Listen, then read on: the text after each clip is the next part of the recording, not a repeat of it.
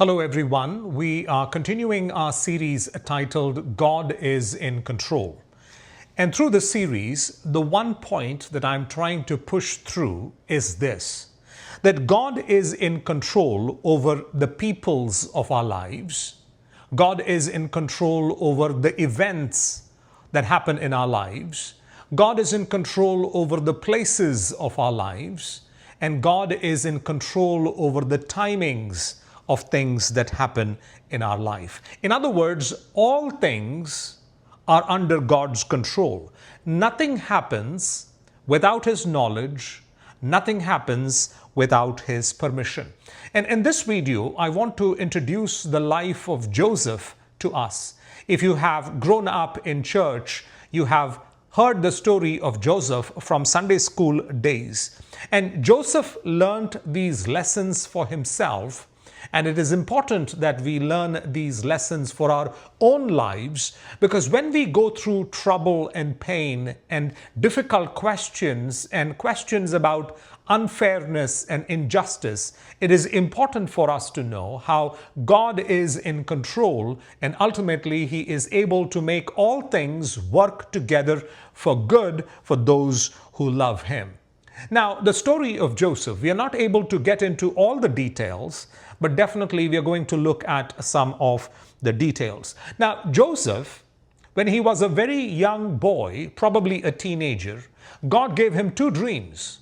And through those dreams, God communicated to Joseph, letting him know that God had plans for his life and that God was going to raise him up in society in such a way that even his parents would come and bow down to him.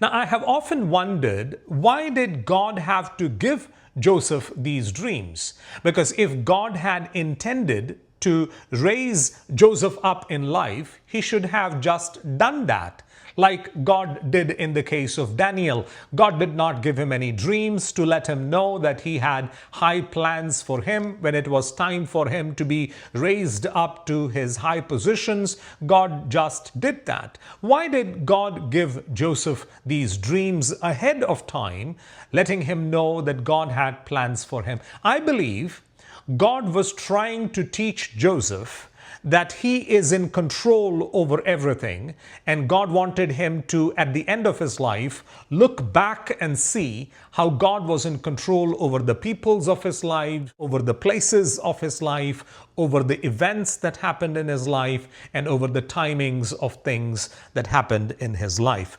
Now, because of the dreams that Joseph has had, his parents are confused and his brothers are really upset with him. In fact, the Bible tells us that they hated him. They could not speak a kind word to him. They were jealous of him. Long story short, we know from the Bible that the brothers actually even plot to kill Joseph. But they come to a point where they are happy to sell Joseph off to some traders. Genesis chapter 37, 19 and 20 read like this. The brothers are talking amongst themselves. They say, "Here comes that dreamer." They said to each other, "Come now, let's kill him and throw him into one of these cisterns and say that a ferocious animal devoured him. Then we will see what comes of his dreams." In other words, his brothers are actively acting in order to prevent these dreams from coming into fulfillment. Little did they know that these brothers are going to do something that without their knowledge, they're going to be instrumental in the plans of God being fulfilled in the life of Joseph. It's interesting that Joseph is sold to the Ishmaelites, who are traveling to Egypt. Now, God from the very beginning knew that Joseph was to be in Egypt at some point, and that he would be raised to the second in command in position right after Pharaoh in Egypt. And so it is not by chance then that Joseph is being sold to the Ishmaelites and that Joseph is being brought to Egypt. Now, Joseph is sold to Potiphar's house, And again, this is not an accident. Now, one thing that we need to know about Joseph's life is that Joseph was faithful wherever he went. He was a hard-working fellow. He was also someone who feared the Lord and walked according to the commandments of the Lord. Now, in Potiphar's house, Joseph is in a foreign culture. He has to learn a foreign language. But we would very soon see that all of this is his training, and God is allowing him to go through these situations in order to make him the second in command in the country. Everything was going well until Potiphar's wife accused him of attempting to molest her.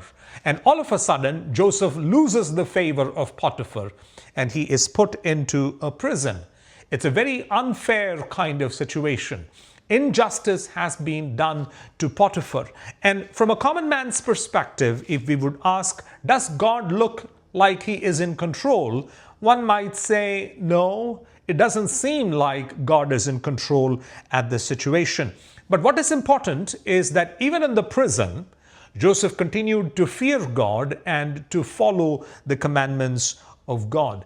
And in God's time, God brings two people, the cupbearer and the baker who worked in Pharaoh's household, into the prison. I wonder what is going on in Joseph's mind while he is in prison. Several questions like, number one, God, what is going on in my life?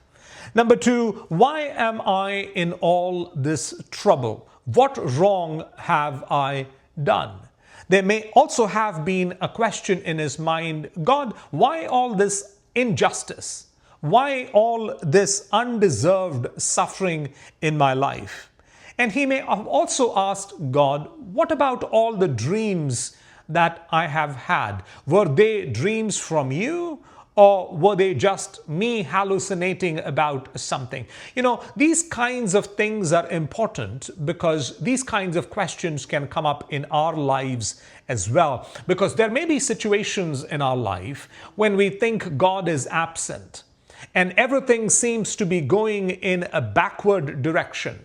When God-given promises don't seem to be fulfilled, and we wonder what is going on in our lives. And sometimes there are no answers in these kinds of situations. But what the story of Joseph teaches us is to hang in there and to put our faith and confidence in the Lord. Now, in the prison, God gave two dreams to the cupbearer and the baker, and Joseph is also able to interpret these dreams. And so Joseph knows that the cupbearer would be restored to the house of Pharaoh. And Joseph, as a human being, makes a request of the cupbearer, please remember me when you get into Pharaoh's household. In other words, please let him know that I am here not justly in prison. There has been injustice that has been done to me. But what you see is the cupbearer forgot about Joseph, and Joseph continues to languish in prison because it is not God's time yet for Joseph to come out of the prison. And Joseph might have even wondered whether God has forgotten him in this kind of a situation. But God in his time provides Pharaoh with two dreams. Both the dreams mean the same thing. One of the dreams is about 7 fat cows, which are followed by 7 thin cows, and the 7 thin cows eat up the 7 fat cows. Now, we will not take the time to interpret the meaning of all these dreams and so on, but Pharaoh is really troubled in his inner being, and he wants to know what is the meaning of these dreams. And so he thinks out aloud, and the cupbearer remembers that there is a man in prison by the name Joseph who is able to accurately interpret dreams, and therefore he recommends Joseph to Pharaoh. And so Joseph is brought into the presence of Pharaoh. He's able to correctly interpret the dream. He says that there are going to be 7 years of plenty, and then there would be 7 years of famine. And if we were to store grain from the 7 years of plenty, we would be able to use them during the times of the famine. And the Pharaoh is really, really impressed by the wisdom that is there in Joseph, and he appoints Joseph to be second in command over the whole empire of Egypt. And Joseph is all of a sudden, in the twinkling of an eye, raised up to a very high position. Now, I want us to imagine with me, this is not in the Bible. All right, Joseph is in his office with his royal dress. There are servants all around him to answer his every call and to serve him. People come before him and bow down before him, just like he saw that in a dream when he was a teenager. And I believe on a quiet afternoon, Joseph is in his office thinking about his life and everything that has happened in his life. And he realizes that everything that has happened in his life has happened with God's knowledge and with God's permission. He knew that God was aware of what was going on in his life, and he knew that God was in control as well. Now, how could I say that? I want us to look at a few verses from the book of Genesis, chapter 45, and I'm going to read from verse 5 to 13. Here is Joseph speaking to his brothers who have come to the land of Egypt to buy grain. Now, the last time that the brothers saw Joseph, he was 17 or 18 years old, and now Joseph is close to 40. It's almost 20 years after that event, and so they are not expecting to see Joseph. But Joseph begins to reveal himself, and he tells these things to his brothers, starting at verse 5 of chapter 45. He tells his brothers, "And now do not be distressed, and do not be angry with yourselves for selling me here, because it was to save lives that God sent me ahead of you." Look at the kind of language that Joseph is using to speak to his brothers. He says that it is not you who sold me to Egypt. It is God who sent me ahead of you into Egypt. In other words, Joseph has been able to see the hand of God in everything that has happened in his life thus far. Look at what he says in verse 6. "For 2 years now, there has been famine in the land, and for the next 5 years, there will be no plowing and reaping. But God sent me ahead of you to preserve for you a remnant on earth and to save your lives by a great deliverance." For the second time, he says that it is not you who sold me into Egypt. God sent me ahead of you to preserve for you, my brothers, a remnant on earth, otherwise you would starve to death, and to save your lives by a great deliverance. Again, I want to point out the fact that Joseph is able to see the hand of God in everything that has happened in his life. Verse 8 and following. "So then, it was not you who sent me here." For the third time now, Joseph says, "It is not you who sent me here, but God.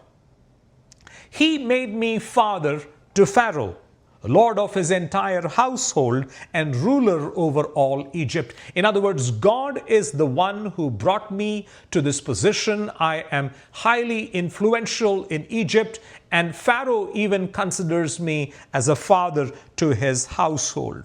Verse 9, "Now hurry back to my father and say to him, 'This is what your son Joseph says, God has made me Lord of all Egypt. Come down to me, don't delay.'" In other words, Joseph wants this message to be conveyed to his father that God has fulfilled the dreams that he gave to Joseph when he was a teenager, and God has made him ruler over all Egypt, and therefore he is not to delay, he is to come quickly to him. And in the following verses, he speaks about how arrangements should be done and how they would be welcome in Egypt and so on. In other words, he is trying to tell his brothers, when you sold me, God knew about it. God allowed that to happen in my life. When you sold me to the Ishmaelites, God knew about it. God allowed that to happen. When the Ishmaelites sold me to Potiphar, God knew about it. God allowed that to happen. When Potiphar, for no reason at all, put me in prison, God knew about it. God allowed that to happen. When God gave dreams to the cupbearer and the baker, God caused those dreams to happen. And God gave me, Joseph, the ability to interpret those dreams. God was in absolute control in each of those situations. God was preparing me for something that was to come later. Even when the cupbearer forgot about me, God was in control, because if the cupbearer recommended me to Pharaoh at that point, the maximum that would have been done for Joseph at that point was that he would be released from the prison. But when later Pharaoh was given dreams by God, see, God is the one who caused those dreams to happen, because God had in mind Joseph to come in and to interpret those dreams. Look at how God is either allowing things to happen or God is causing things to happen. Nothing is happening without His knowledge. Nothing is happening without His permission. And so God is able to bring Joseph into the presence of Pharaoh, and God is giving Joseph the ability to interpret those dreams. Now, God has opened Joseph's eyes to see that God was in control over everything. God was in control over the peoples that came about in his life, whether we are talking about his parents, or we are talking about his brothers, or we talk about the Ishmaelites to whom he was sold to, or we talk about Potiphar and his wife, or we talk about the cupbearer and the baker, or we talk about Pharaoh himself. God was in control over all the peoples that surrounded Joseph's life. God was in control over the places of Joseph's life, whether he was put into a well, or whether he was taken to Egypt, to Potiphar's house, or whether he was put into prison, or whether he was brought into Pharaoh's palace. All these places were ordered by the Lord. I want us to also see how the events that happened, everything that happened either because God caused it to happen, or because God allowed it to happen. I also want us to see the timings of things. We just heard about how the cupbearer forgot to recommend Joseph to Pharaoh. It was very sad for Joseph that he was forgotten at that point. But in God's timing, God is able to restore him to the right kind of position. And so God either allows things to happen or he causes things to happen. Nothing happens without his knowledge. Nothing happens without his permission. So God was in absolute control when Joseph had his dreams. God was in absolute control when he was sold to the Ishmaelites. God was in absolute control when Joseph was imprisoned. God was in absolute control when the cupbearer and the baker had their dreams. God was in absolute control when the interpretations for their dreams was given. God was in absolute control when the cupbearer forgot about Joseph. God was in absolute control when Pharaoh had two dreams. God was in absolute control when Joseph interpreted those dreams, and Joseph finds favor in the eyes of Pharaoh, and Pharaoh raises him up. And so there is one more verse that I want to read from the book of Genesis. This is Genesis chapter 50, verse 20. This is much later in Joseph's life, and Jacob, their father, has died, and the brothers are afraid whether Joseph would take revenge on them, and therefore 19 and 20. Genesis chapter 50, we read like this. But Joseph said to them, "Don't be afraid. Am I in the place of God? You intended to harm me, but God intended it for good, to accomplish what is now being done, the saving of many lives. Verse 21, so then don't be afraid. I will provide for you and your children. And he reassured them and spoke kindly to them. One of the reasons why Joseph is able to forgive his brothers is because he was able to see the hand of God in everything that happened in his life. And he is able to see how God has used the harmful situations of his life to fulfill God's plans and purposes in his life. There is one verse that Paul speaks about in the book of Romans, chapter 8, verse 28. It is a very familiar passage to most Christians. We read there like this in verse 28, and we know that in all things God works for the good of those who love him, who have been called according to his purpose. And so Joseph was a person who loved God, was faithful to God, and God was able to convert all things in his life for good. People of God, in our lives too, there may be situations where we think that everything is spinning out of control. And we may have questions like Joseph had questions. God, what is going on? Are you in control? Do you even know what is going on in my life? How have you allowed this to happen? Why all this injustice and why all this undeserved suffering? What about the promises that you have made in my life?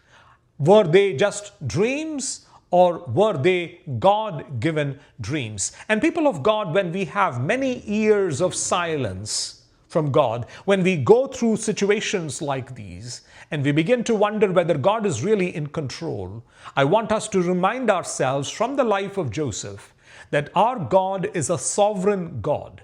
Nothing happens without his knowledge. Nothing happens without his permission. He is in control over your life as well. If you are faithful to God, if you love God, God is able to convert all things to good. And I want to close with this statement that God is in control over the places of your life. God is in control over the peoples of your life. God is in control over everything that happens, every event in your life.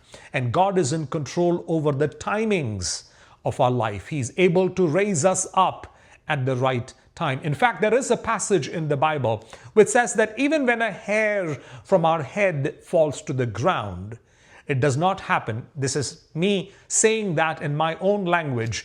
It does not happen without God's knowledge and without God's permission. Even a small hair from our head, when it falls to the ground, it falls with God's knowledge and with God's permission. In other words, God is in absolute control over your life and mine, and therefore we can walk with confidence in him.